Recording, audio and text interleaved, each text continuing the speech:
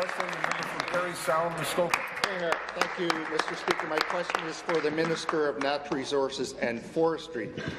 As you know, the Ontario Forest Industry Association and a huge group of Northern mayors, First Nation chiefs, union leaders and business leaders are here at Queen's Park today to set the record straight about the sustainability of forestry in Ontario. Section 55 of the Endangered Species Act, which removes duplication and allows the forestry sector to operate under the Crown Forest Sustainability Act, is set to expire next June.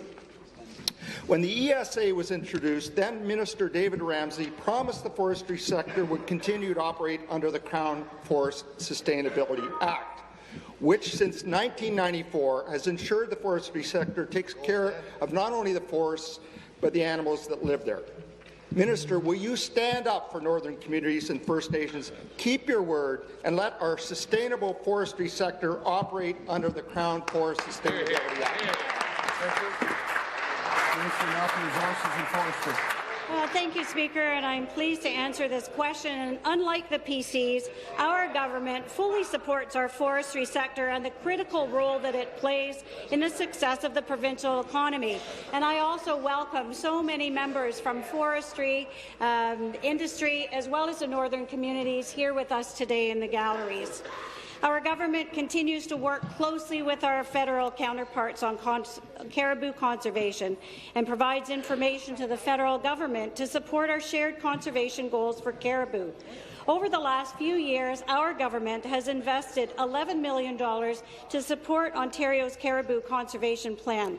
The investments allowed ministry researchers to participate in over 50 different research projects, including monitoring of caribou.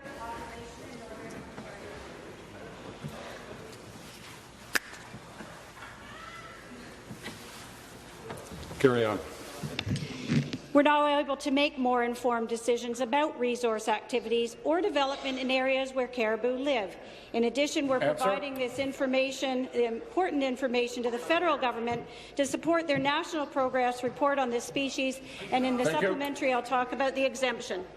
Supplementary. The member from Huron-Bruce. Thank you very much, Mr. Speaker. I might suggest the minister actually speak with David Canfield, and he'll give her a lesson on caribou. But back to the minister. There are also many First Nation chiefs and representatives here today who support and are active in the forest industry. And they too are concerned about the upcoming expiration of Section 55 of the ESA and the lack of action on the part of this government to work towards a permanent solution. Speaker, these Indigenous leaders want what everybody wants: the opportunity to provide economic security and jobs for their communities. Yet, Speaker, the lack of action on the part of this government is standing in the way of that. So, Speaker, I have to ask the minister, when will this government finally get to work on establishing a permanent solution to Section 55 of the Endangered Species Act that is the result of a real partnership with stakeholders and right holders, such as industry experts like OFIA and First Nations communities?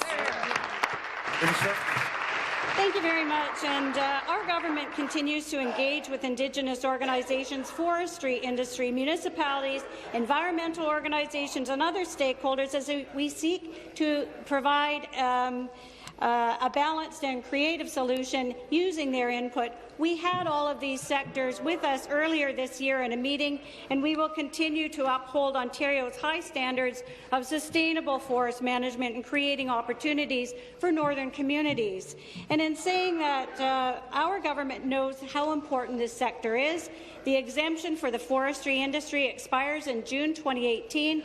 Our ministry has been exploring possible solutions that minimize impacts on forest operations, protect species at risk and their habitat, and continue to provide economic opportunities for communities in Northern Ontario, including those that our Indigenous partners are involved with. They continue to be a valuable part of our forestry sector, and I thank the work that you do each and every day. Thank you.